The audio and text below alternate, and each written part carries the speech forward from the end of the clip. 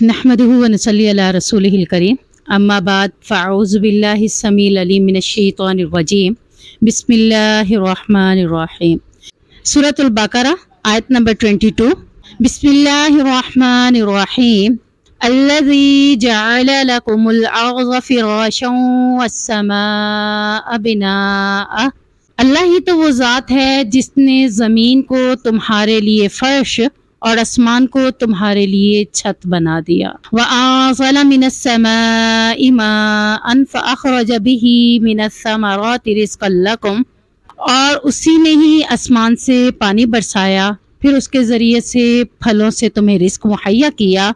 فَلَا تَجْعَلُوا لِلَّهِ أَندَادًا وَأَنتُمْ تَعْلَمُونَ، بس تم اللہ کے ساتھ شریک نہ بناؤ جبکہ تم جانتے ہو۔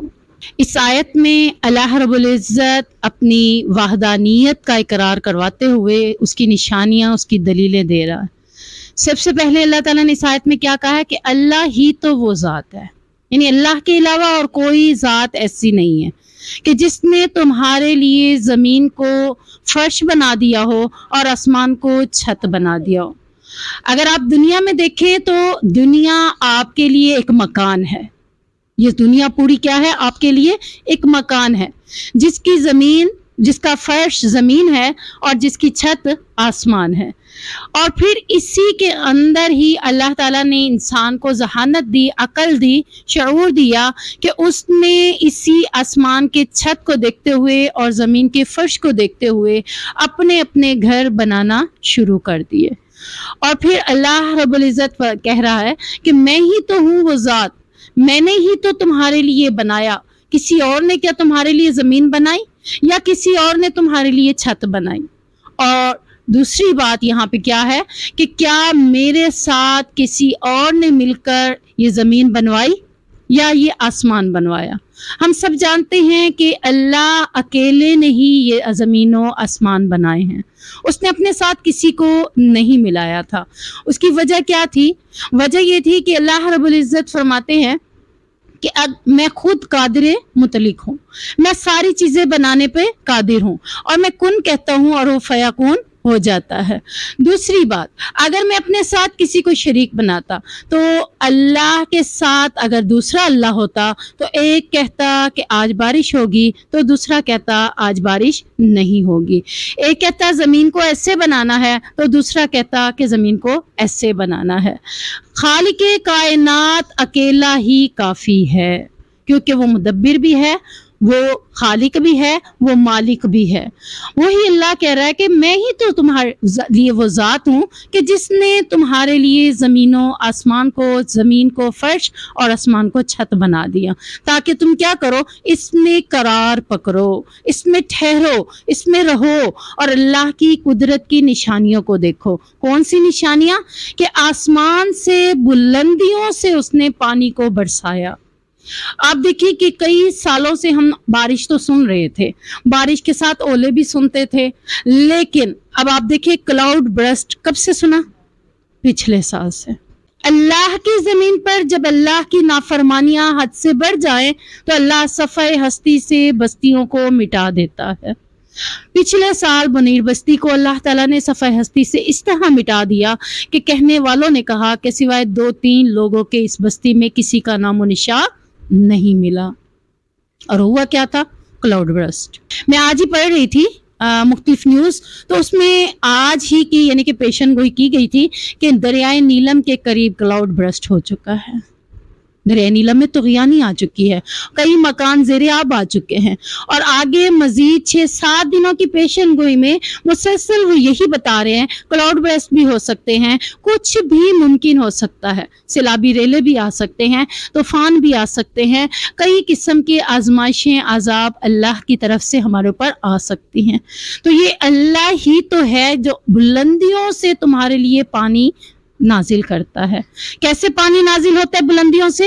اللہ تعالیٰ کیسے بتا رہے ہیں کہ بادلوں سے اللہ پانی کو برساتا ہے، اور پھر اسی پانی سے مردہ زمین کو، جو بنجر زمین تھی، اس کو اللہ تعالیٰ نے کھیتیوں میں، لہلاتی سبزیوں میں اللہ تعالیٰ نے اس کو بنا دیا۔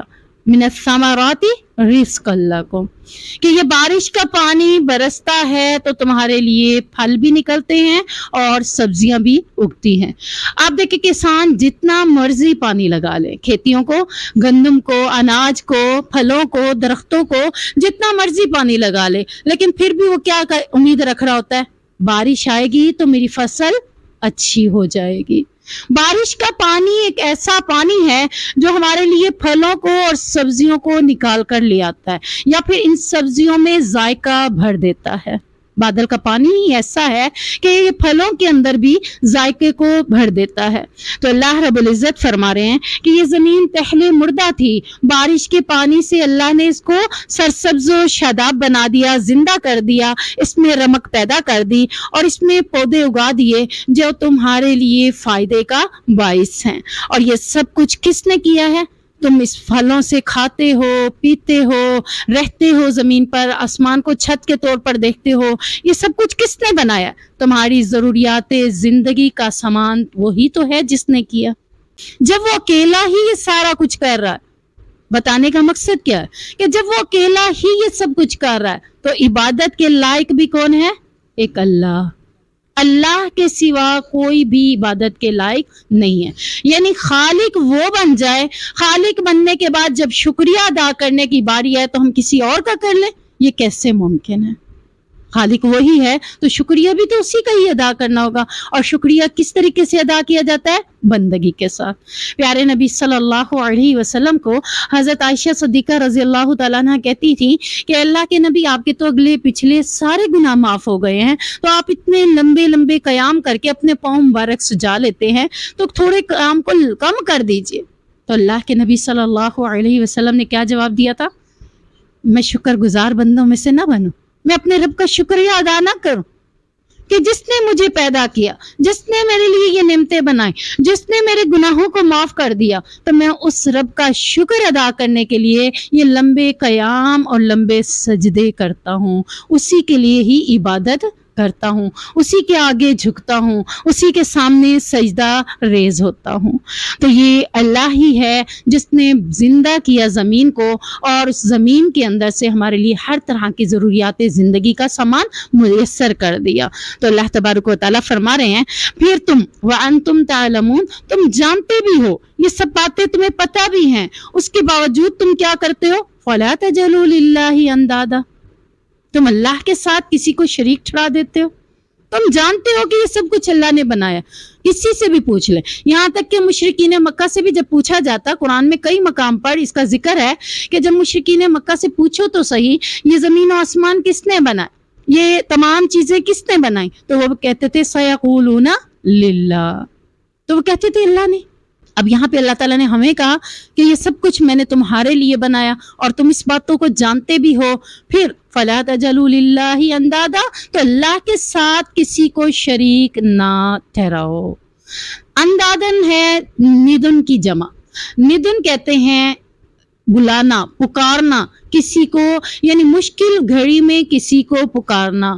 تو یہاں اندادن سے مراد کیا ہے کہ ایک شریک بھی نہیں تھا، کئی شریک تھے جن کو وہ پکارتے تھے۔ آپ دیکھیں کہ خانہ کعبہ میں کتنے بت رکھے ہوئے تھے؟ 360۔ مشہور یہی ہے نا کہ 360 بت پڑے ہوئے تھے۔ کسی کو کہتے تھے رزق دینے والا، کسی کو کہتے تھے اولاد دینے والا، کسی کو کہتے تھے یہ مشکلیں دور کرنے والا، کسی کو حاجتیں پوری کرنے والا، یعنی انہوں نے رب بھی مختلف ناموں کے ساتھ مختلف بنائے ہوئے تھے۔ تو اللہ تعالیٰ کہتے ہیں فَلَا تَجْعَلُوا لِلَّهِ أَنْدَادًا، تو اللہ کے ساتھ اتنے سارے لوگوں کو شریک کیوں ٹھہراتے ہو؟ تم جانتے ہو کہ وہی خالق، مالک، مدبر ہے، تو پھر اللہ کے ساتھ کسی اور کو شریک نہ ٹھہراؤ۔ اللہ نے اپنی وحدانیت کا اقرار کئی آیتوں میں کر دیا۔ آپ دیکھیں معاشرے کے اندر جس قدر تیزی سے شرک پھیل رہا ہے اس قدر تیزی سے کچھ اور نہیں پھیل رہا، حالانکہ اللہ بار بار توحید کا ذکر کر رہا ہے کہ میں اکیلا ہوں، عبادت کے لائق بھی میں ہوں، سجدے کے لائق بھی میں ہوں، مشکل کشا بھی میں ہوں، حاجت روا بھی میں ہوں، لیکن اس کے باوجود آپ دیکھیں لوگ کئی میلوں کا سفر ننگے پاؤں کے ساتھ بھی طے کر کے سجدہ کس کو کرنے آ رہے ہوتے ہیں؟ درباروں کے اوپر۔ اور آپ دیکھیں کہ اتنے لمبی قطاریں بنی ہوتی ہیں اور اتنے لوگ ان کے آگے بچھے چلے جا رہے ہوتے ہیں کہ ہماری فلاں نظر پوری ہو گئی، فلاں منت پوری ہو گئی، فلاں یہ ہو گیا، تو ہم اسی کے پاس آ گئے۔ تو اللہ رب العزت کہہ رہے فَلَا تَجْعَلُوا لِلَّهِ أَندَادًا۔ کتنی بار مسلمان یہ آیتیں پڑھتے ہوں گے؟ ہر بار قرآن پڑھتے ہوں گے، ہر بار یہ آیت پڑھتے ہوں گے، لیکن بات وہی ہے کہ جب تک اس کی ٹرانسلیشن نہیں پڑھیں گے، اس کے مفہوم کو نہیں سمجھیں گے، اس کی گہرائی میں نہیں جائیں گے، تب تک انہیں سمجھ ہی نہیں آئے گی کہ ہم پڑھ کیا رہے ہیں۔ تو اللہ کی کتاب کو پڑھنے کے لیے اللہ رب العزت نے ہمیں اس دنیا کے اندر بھیجا ہے کہ جاؤ، اللہ نے تمہارے لیے کتاب کو تمہارے لیے ہدایت کا باعث بنا دیا۔ یہ کتاب ہے ہی ہدایت کے لیے، یہ پڑھنے کے لیے تو ایک الگ بات ہے نا۔ اللہ نے اس کتاب کا جہاں بھی تذکرہ کیا ہے، ساتھ میں کیا کہا ہے؟ ہدی للمتقین، یہ ہدایت ہے، اس سے ہدایت حاصل کرنی ہے۔ اب جب یہ آیت پڑھ رہے ہیں فَلَا تَجْعَلُوا لِلَّهِ أَندَادًا، تو ہمیں ہدایت مل رہی ہے کہ اللہ کے سوا کسی اور کے آگے نہ جھکنا ہے، نہ کسی سے مانگنا ہے، نہ کسی کے آگے جا کر عبادت کرنی ہے، بلکہ اللہ کے ساتھ کسی کو شریک بھی نہیں بنانا۔ کیسے حدیث میں آتا ہے کہ نبی کریم صلی اللہ علیہ وسلم نے فرمایا کہ ایک آدمی نے کہا، اے اللہ کے رسول، جو آپ چاہیں اور جو اللہ چاہے۔ اب وہ صحابی ویسے اپنے طور پر نبی صلی اللہ علیہ وسلم سے محبت اور عقیدت کی وجہ سے یہ کہہ رہے ہیں کہ یہ بھی تو اللہ کے نبی ہیں، تو جو اللہ چاہے گا، جو نبی چاہے گا وہی ہوگا۔ تو یہ حدیث ہم اس بات سے روشناس کرا رہی ہے کہ اللہ کے نبی نے خود ہماری اصلاح کر دی اس حدیث کے ذریعے، کہ اللہ کے نبی نے فرمایا تو نے مجھے اللہ کے برابر ٹھہرا دیا کہ جو آپ چاہیں جو اللہ چاہے۔ ایسا ممکن نہیں، کوئی نبی بھی اللہ کے برابر نہیں ہو سکتا، چاہے وہ خلیل اللہ بھی کیوں نہ بن گئے تب بھی وہ اللہ کے برابر نہیں ہو سکتے۔ بلکہ تو کیا ہے کہ جو صرف اکیلا اللہ چاہے وہی ہوگا جو اللہ چاہے گا۔ تو یہ آیت اللہ رب العزت نے ہمیں بتا دی، اور اس حدیث سے نبی کریم صلی اللہ علیہ وسلم نے ہماری اصلاح کر دی، اور ساتھ ہی بتایا کہ یہ بڑا ہی حساس معاملہ ہے۔ آپ دیکھیں کہ اللہ تعالیٰ نے ایک مرد کو کتنی شادیوں کا حکم دیا؟ 4۔ کیا وہ پہلی بیوی سے اجازت لینے کا پابند ہے کہیں شریعت میں؟ نہیں ہے نا۔ لیکن ہمارے یہاں اکثر یہی کہا جاتا ہے پہلی بیوی سے پوچھ تو لیتا۔ اچھا چلے، پہلی بیوی میں ہوں، آپ ہیں، اگر وہ ہم سے پوچھیں گے تو ہمارا جواب کیا ہوگا؟ نہیں، اس لیے وہ پوچھیں گے نہیں، کیونکہ انہیں اللہ نے اختیار دیا۔ اب میں اس معاملے میں اس قدر حساس ہوں کہ میں اپنے ساتھ کسی کو مقام نہیں دے رہی کہ میں بیوی ہوں، میں ہی رہوں، دوسری بیوی نہ آئے۔ میں اپنے ساتھ ہی کسی کو شریک نہیں ٹھہرا رہی۔ میں تو قدنا سی بندی ہوں نا، میرا کوئی مقام ہے؟ میں تو مٹی سے پیدا ہوں، مٹی میں رل جاؤں گی۔ وہ تو خالق ہے، وہ تو مالک ہے، اس نے تو کائنات کو بنایا، اس نے وہ مجھے بھی بنایا، آپ کو بنایا۔ وہ کیسے اس معاملے کو دیکھے گا کہ میں نے سب کچھ بنایا اور میری سیٹ کسی اور کو دے دی جائے؟ اب یہاں دیکھیں نا، اس بات کو اگر ہم گہرائی سے دیکھیں ہمیں سمجھ آ رہی ہے کہ میں جب اپنے ساتھ کسی کا ساتھ نہیں دیکھ سکتی تو میرا رب تو اس بات کے زیادہ لائق ہے نا۔ وہ تو نبیوں کو اپنے لائق اپنے ساتھ نہیں ٹھہرا رہا، اور نبی خود کہہ رہے ہیں کہ مجھے بھی اس کے برابر مقام نہ دو، بلکہ یہ کہو جو اللہ چاہے وہی ہوگا۔ اب یہاں پر فَلَا تَجْعَلُوا لِلَّهِ أَندَادًا، یعنی اللہ کے ساتھ کسی کو شریک نہ ٹھہراؤ کے حوالے سے بہت سی دلیلیں ہمیں ملتی ہیں کہ سارے اختیارات کا مالک جب اللہ ہے تو اللہ کے سوا کسی اور کی عبادت نہیں کرنی۔ تو اسی کے حوالے سے اللہ تعالیٰ نے بہت ہی شاندار مثال قرآن میں بیان کی ہے سورۃ حج کے اندر کہ اے لوگوں، ایک مثال بیان کی گئی ہے، سنو، اسے غور سے سنو۔ بے شک وہ لوگ جنہیں تم اللہ کے سوا پکارتے ہو ہرگز ایک مکھی بھی پیدا نہیں کریں گے۔ بڑی بڑی چیزیں تو اللہ تعالیٰ نے اپنے ساتھ منسوب کر دی نا، آسمان بنایا، زمین بنایا، آسمان سے بادلوں کو نازل کیا، پھلوں کا رزق بنایا۔ اب یہ اتنی بڑی بڑی چیزیں اگر کوئی کہے کہ نہیں بھئی یہ اتنی بڑی چیزیں تو نہیں بنا سکتے، اللہ نے ایک چھوٹی سی چیز کا ذکر کر دیا کہ یہ ایک مکھی بھی پیدا نہیں کر سکیں گے، خواہ اس کے لیے سبھی جمع ہو جائیں۔ مکھی تو مکھی، اگر یہ مکھی ان سے کوئی چیز چھین کر لے جائے تو یہ اس سے بھی واپس نہیں لے آ سکتے، اس سے چھڑوا نہیں سکتے۔ یعنی اب ہمیں اس آیت کے اندر سورۃ حج کی جو آیت میں نے آپ کے سامنے پڑھی ہے کہ ایک مکھی بھی نہیں بنا سکتے، مکھی تو کیا، اگر یہ مکھی کوئی چیز چرا کر لے جائے تو اسے ہرگز چھڑا بھی نہیں سکتے۔ یعنی اتنے کمزور ہیں یہ خود، تو ان سے مانگنے والے کو جو مانگ رہا ہے وہ کیسے عطا کر دیں گے؟ یعنی ان کے شریک کچھ بھی نہیں کر سکتے، مکھی سے ایک چیز بھی چھڑا کر نہیں لا سکتے، تو پھر آپ کی حاجتوں کو کیسے پورا کر سکتے ہیں؟ آپ کی دعاؤں کو وہ کیسے پورا کر سکتے ہیں؟ آپ کی نظروں کو وہ کیسے پورا کر سکتے ہیں؟ تو یہاں اللہ تبارک و تعالیٰ نے یہاں حقیقت میں یہی بتا دیا کہ ساری طاقتوں کا مالک ایک اللہ ہے، اللہ کے سوا کوئی بھی اس قدر اختیارات نہیں رکھتا۔ وَإِن كُنتُمْ فِي رَيْبٍ مِّمَّا نَزَّلْنَا عَلَىٰ عَبْدِنَا فَأْتُوا بِسُورَةٍ مِّن مِّثْلِهِ، اور اگر تم کسی شک میں ہو اس بارے میں جو ہم نے اپنے بندے محمد رسول اللہ صلی اللہ علیہ وسلم پر نازل کیا ہے، تو لے آؤ اس جیسی ایک صورت۔ وَدُعُوا شُهَدَاءَكُم مِّن دُونِ اللَّهِ إِن كُنتُمْ صَادِقِينَ، اور اللہ کے سوا اپنے سب حمایتیوں کو بلا لو اگر تم سچے ہو، تو یہ چیلنج قبول کر لو۔ پچھلی آیت میں اللہ نے اپنی وحدانیت کا اقرار کرایا کیونکہ مشرکین مکہ ایک اللہ کی عبادت نہیں کرتے تھے۔ دوسری کمی ان کے اندر کیا تھی؟ دوسرا نقصان وہ کیا کر رہے تھے کہ وہ نبی کریم صلی اللہ علیہ وسلم کو نبی ہی نہیں مانتے تھے۔ وہ کہتے تھے ہم تمہیں نبی نہیں مانتے، تو ہمارے جیسا ایک بندہ ہے، ہمارے جیسے کھاتا پیتا ہے، تو ہم تجھے نبوت، تو کہتا ہے مجھے نبوت ملی ہے، ہم تیری اس بات کے اوپر یقین نہیں کرتے۔ تو یہاں اللہ تعالیٰ نے دوسری بات کو ان کو واضح کرتے ہوئے فرمایا کہ اگر تم کسی شک میں ہو کہ جو میں نے نبی صلی اللہ علیہ وسلم پر اتارا ہے، دو باتیں، ایک تو نبوت کا انکار کرتے تھے اور دوسرا قرآن کا بھی انکار کرتے تھے، تو اس آیت کے اندر دونوں کا ذکر آ گیا کہ میں نے جو اپنے نبی یعنی نبوت میں نے دی، اپنا نبی بنایا، اس پر جو کتاب اتاری ہے، نبی کے معاملے میں بھی شک ہے اور کتاب کے معاملے میں بھی تمہیں شک ہے، تو پھر تم کیا کرو؟ فَأْتُوا بِسُورَةٍ مِّن مِّثْلِهِ، تو تم ایک صورت اس کے مثل لے کے آؤ، ایک صورت تو اس کی طرح کی بنا کر دکھاؤ۔ یعنی تم اتنے بڑے ادیب ہو، اتنے بڑے شاعر ہو، اور یہاں تک کہ تمہارے علاقے کے اندر تم خطاطی بھی کرتے ہو، خطبے بھی دیتے ہو، یعنی مشرکین مکہ کے اندر فصاحت و بلاغت بہت زیادہ تھی، یعنی وہ بہت زیادہ اپنے آپ کو پڑھا لکھا اور بہت ہی زیادہ اپنے آپ کو ذہین فتین سمجھتے، یہاں تک کہ عربی لغت میں ان کو اتنی عبورت حاصل تھی کہ اگر کوئی عربی میں صحیح طریقے سے بات نہ کرتا تو اسے اجمی کہہ کر اسے گنگا کہہ دیا جاتا تھا کہ یہ تو کچھ بھی نہیں جانتا۔ تو یہاں اللہ تبارک و تعالیٰ نے ان سے کہا کہ تم اتنے بڑے ادیب ہو، شاعر ہو، تمام قسم کے معاملات تمہارے اختیارات میں ہیں، تو تم ایسے کرو کہ ایک صورت بنا کر دکھاؤ۔ اب یہ کیا ہے؟ ایک قسم کا آپس میں چیلنج ہے۔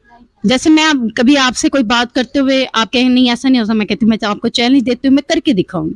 تو اللہ تعالیٰ کہہ رہا ہے کہ اگر تمہیں اس کتاب میں شک ہے کہ تم کہتے ہو کہ یہ کتاب آپ صلی اللہ علیہ وسلم نے خود لکھی ہے، ان کا اعتراض کیا ہوتا تھا کہ آپ صلی اللہ علیہ وسلم نے اسے خود لکھی ہے، اور کبھی کہتے تھے کہ اسے کوئی اجمی آتا ہے اور آ کر انہیں کچھ پڑھا جاتا ہے، یہی وہ بتا دیتے ہیں یہ کتاب اللہ کی طرف سے نازل نہیں ہوئی۔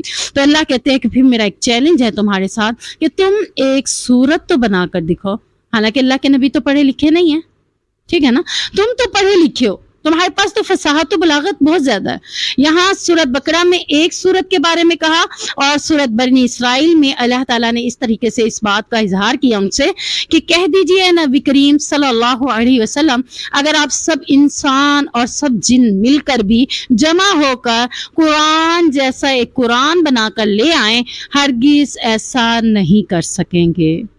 یہاں سورت کہہ رہے ہیں سورۃ بقرہ میں، سورۃ بنی اسرائیل میں پورے قرآن کا چیلنج دے دیا کہ تم اس جیسے قرآن تم بھی بنا کر لے آؤ۔ اگر یہ نبی نے خود بنا لیا ہے، یا نبی کو کوئی اجمی پڑھا جاتا ہے تو انہیں لکھ لیا ہے یا بنا لیا ہے یا گھر لیا ہے، تو تم بھی اس جیسا ایک قرآن لے آؤ۔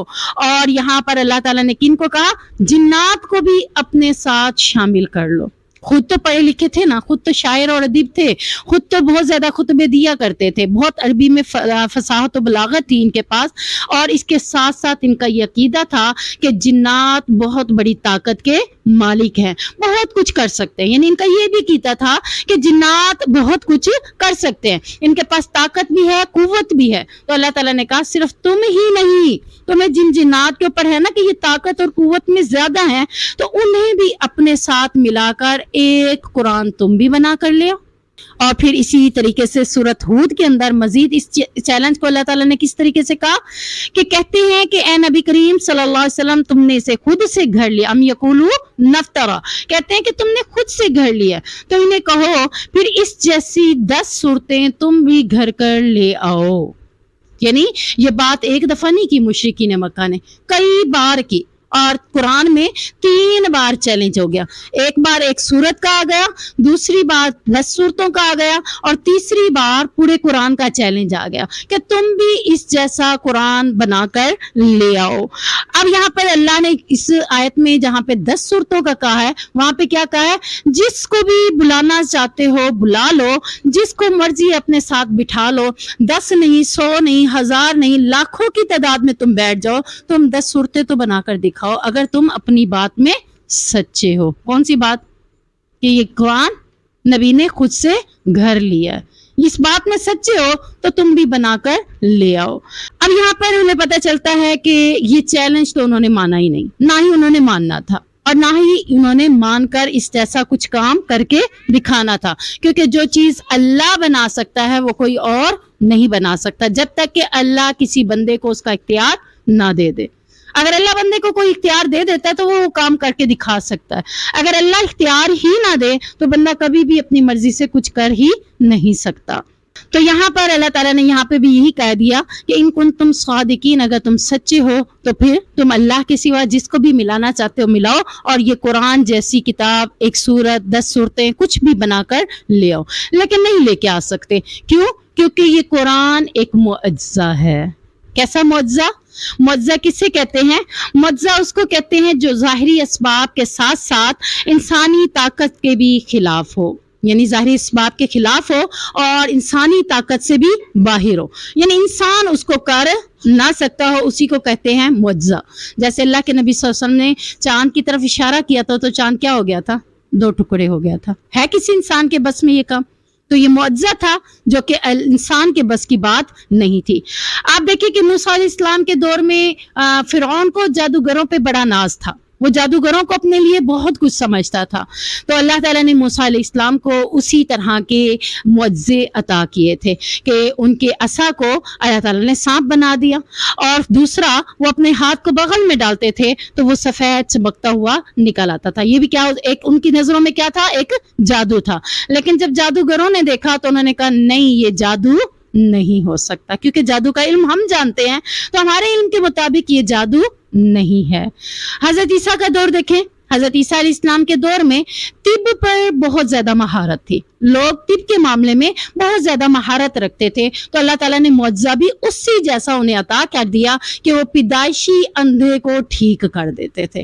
اب یہ پیدائشی اندھا، یعنی طب میں اتنی مہارت رکھنے کے باوجود آج تک کسی نے پیدائشی اندھے کو ٹھیک نہیں کیا تھا، کسی انسان کے بس کی بات نہیں تھی، تو اللہ نے عیسیٰ علیہ السلام کو اختیار دیا اور ساتھ میں کہہ دیا کہ یہ اللہ کے حکم سے میں ایسا کرتا ہوں، یعنی میرے اختیار میں نہیں ہے، یہ مجھے معجزہ ملا ہے، اللہ تعالیٰ نے مجھے معجزہ دیا ہے، میں پیدائشی اندھے کو ٹھیک کر لیتا ہوں، اور کوری کے مریض کو، برس کی بیماری والے مریض کو بھی میں ہاتھ لگاتا ہوں تو وہ شفا یاب ہو جاتا ہے۔ تو یہ بھی انسانی طاقت کے باہر تھا۔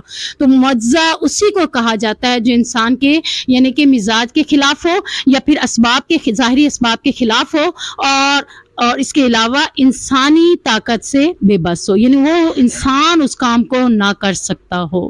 آپ صلی اللہ علیہ وسلم کے دور میں فصاحت و بلاغت زیادہ تھی، میں نے آپ کو بتایا شاعر اور ادیب بہت زیادہ تھے، تو اللہ تعالیٰ نے انہی کے جیسا انہیں معجزہ دیا کہ یہ جتنے بڑے بڑے شاعر ہیں یہ اتنا بڑا اچھا کلام لکھتے تھے، بہت اچھے اچھے کلام لکھتے تھے۔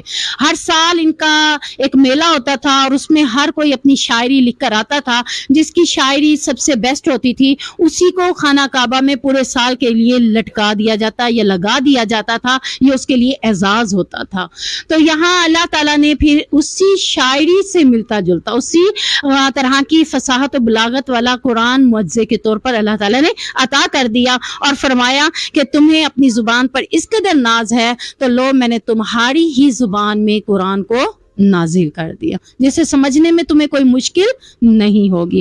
اب دیکھیں اتنے ذہین اور اتنا اس میں فصاحت و بلاغت، یعنی اتنی تشریح رکھنے کے باوجود، عربی کا ایک لفظ زبر زیر کا خیال رکھنے والے، اب آپ دیکھ لیں کہ اس کے باوجود انہوں نے قرآن کو ماننے سے انکار کر دیا۔ تو یہ کیا تھی؟ ضد تھی اور ہٹ ڈرمی تھی، اور کچھ بھی نہیں تھا۔ مانتے وہ بھی تھے کہ یہ اللہ کا کلام ہے، کیونکہ جیسے فرعون کے دور میں جادوگروں نے مان لیا تھا کہ یہ جادو نہیں ہے، تو اس دور میں وہ بھی سمجھتے تھے کہ یہ کسی انسان کا لکھا ہوا نہیں۔ کیسے؟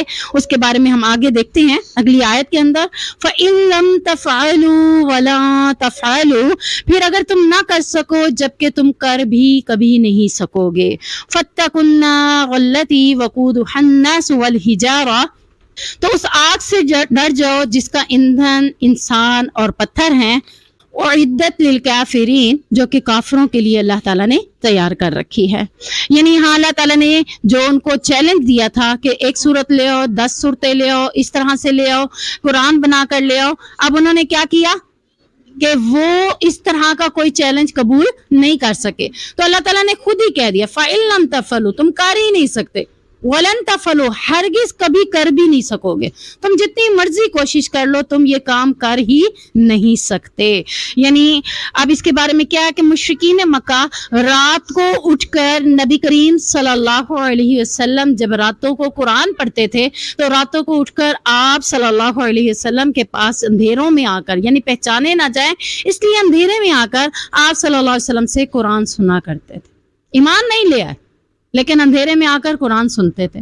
آج ہمیں کوئی کہہ دے اٹھو تہجد پڑھ لو، ہم مسلمان ہیں نا، وہ تو مسلمان بھی نہیں تھے، صرف انہیں پتا تھا کہ رات کے اندھیرے میں لوگوں سے چھپ کے ہم نے قرآن سننا ہے تاکہ کسی کو پتہ نہ چلے، کیونکہ وہ جس کو پتہ چلتا تھا وہ ایک دوسرے کو تان دیتے تھے، تم بھی قرآن سننے چلے گئے تھے، تم بھی وہی نبی کا کلام سننے چلے گئے، تم پر بھی جادو کا اثر ہو جائے گا، اس طرح کی باتیں سننے کو ملتی، اور اگر پہچان بھی لیتے تو ایک دوسرے کو کہتے تھے کل نہیں سننے آئیں گے، اگلے دن پھر آ جاتے تھے۔ یہ قرآن تو ایک ایسی کتاب ہے کہ مشرکین مکہ راتوں کو اٹھ کر آ جاتے تھے، اور آج ہم دیکھیں ہم اپنے گھروں سے کیسے نکلتے ہیں، کبھی ٹائم نہیں ہے، کبھی کوئی مسئلہ ہے، کبھی کوئی بات ہے، وجہ کیا ہے؟ بس حال نہیں ہوتے، وجہ یہ ہوتی ہے کہ دل میں شوق ہو تو سارے کام پیچھے ہو جاتے ہیں۔ دل میں شوق تھا تو راتوں کو نیندیں ختم کر دی، آ کر نبی کریم صلی اللہ علیہ وسلم سے قرآن سن رہے ہیں، اور پھر بے اختیار کیا کہتے تھے کہ یہ کسی انسان کے بس کی بات نہیں ہے، یہ کلام، یہ واقعی اللہ کا قرآن ہے، یہ قرآن کا اعجاز ہے، یہ ہم میں سے کسی کے بس کی بات نہیں ہے۔ آپ نے وہ واقعہ شاید سنا ہو، کتنا بڑا شاعر تھا، کسی علاقے میں رہتا تھا عرب کے، تو اسے کسی نے کہا کہ مکہ میں ایک شخص ہے جو شاعر مجنوں بنا پھرا ہے، اور وہ ایسے ایسے کرتا ہے کہ لوگ اس کی شاعری میں، اس کی باتوں میں آ کر اپنے آباء و اجداد کے دین کو چھوڑتے چلے جا رہے ہیں۔ تو اس نے کہا چلو میں بھی جا کے سنوں، میں اتنا بڑا شاعر ہوں، میں ہی فیصلہ کر دوں گا کہ اس کی شاعری ٹھیک ہے کہ نہیں ہے۔ جب وہ مکہ کے قریب پہنچا، لوگوں کو پتہ چلا مشرکین مکہ کو کہ وہ شاعر اتنا بڑا آ رہا ہے، تو انہوں نے اس کو روکنے کے لیے کئی لوگوں کو، کئی ہرکارے وہاں بٹھا دیے کہ جب وہ آئے تو اسے مکہ میں آنے ہی نہ دینا۔ وہ آ گیا، اس نے سن لیا تو اس کے پیچھے تو ایک بڑی جماعت ایمان کو قبول کر لے گی، تو ہم اسے سننے ہی نہیں دیتے۔ جس کو اللہ ہدایت دینا چاہے اس کے لیے راستے بھی اللہ خود ہی آسان کر دیتا ہے۔